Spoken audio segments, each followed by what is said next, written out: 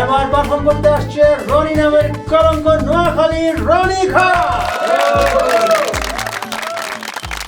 এই সবাই কি অবস্থা, কেমন আছেন? ভালো আছেননি? তো সবাই বয়স টোন শুনে বুঝেই ফেলছেন যে আই এম ফ্রম নোয়াখালী। তো বাংলাদেশের মানুষ নোয়াখালীর দুইটা নজরে দেখে যে বাংলাদেশে দুইটা রাষ্ট্র আছে, একটা হচ্ছে নোয়াখালী আর একটা হচ্ছে বাংলাদেশ।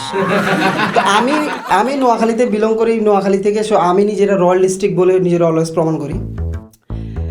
তো ওই দিন আমি ফেসবুক স্ক্রল করতেছিলাম, একটা নিউজ দেখলাম যে এক ব্যক্তিকে সাপে দিল কামড়, ওই ব্যক্তি আবার সাপকে দিল কামড়, 15 মিনিটের মাথায় সাপের মৃত্যু।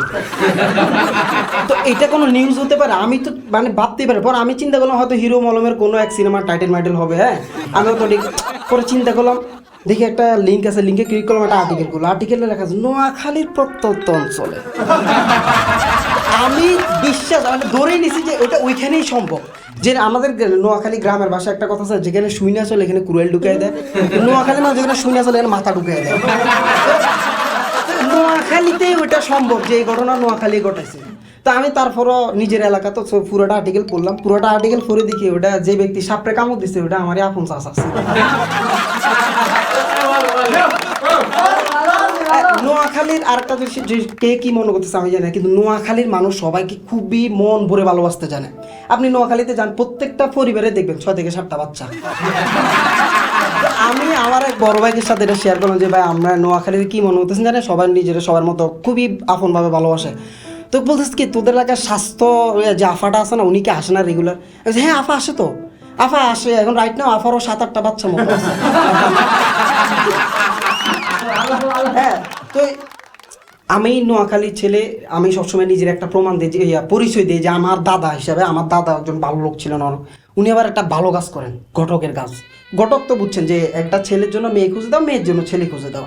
তো আমার দাদা আবার এই দিক দিয়ে খুবই পারদর্শী, খুবই স্মার্ট এই ব্যাপারে। এক লোক আসছে আমার চাচা দাদার কাছে, দাদা কয় চাচা আমার জন্য একটা বেস্ট ওয়ান একটা মাইয়া খুঁজে দেন। আমার দাদা চোখ বন্ধুর একটা মানে কদ্দরটা লম কয় আপনি এক নিঃশেষে দিয়ে দিলেন, মাইয়া কি ভালো হুনি অথেন্টিক মাইয়া নি? কই রে তুই কি আমার সাধারণ ঘটক মনে করছ? আমি ওই লেভেলের রাঁধুনি যে আগে নিজে খায় তারপর করি।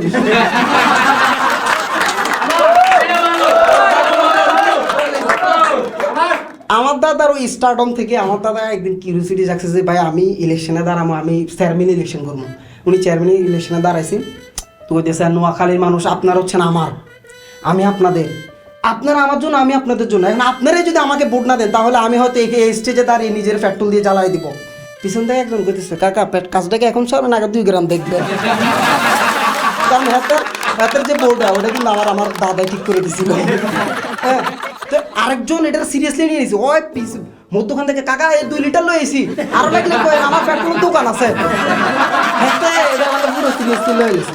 আমি নোয়াখালীর ছেলে হিসেবে ঢাকাতে অনেকদিন ধরে থাকতেছি। তো আমার এক রুমমেট আছে, সে বিশ্বাসই করতেছে না যে আমি দিয়ে নোয়াখালী, কারণ আমার বিহেভিয়ার একটু ভালো, মাদ্রাসার ছাত্র যদিও কেউ বিশ্বাস করে না। হ্যাঁ, তো আমার সে বিশ্বাসই করতেছে না আমি নোয়াখালী করতে, আমার বিশ্বাসই হয় না। আমি চাচ্ছি ভাই আমার 3000 টাকা ধার দিন তো কয়েক মাসের লাগে, আজকে 4 বছর এক করতে চাই, তুই নোয়াখালী টাকাটা। Thank you guys, thank you.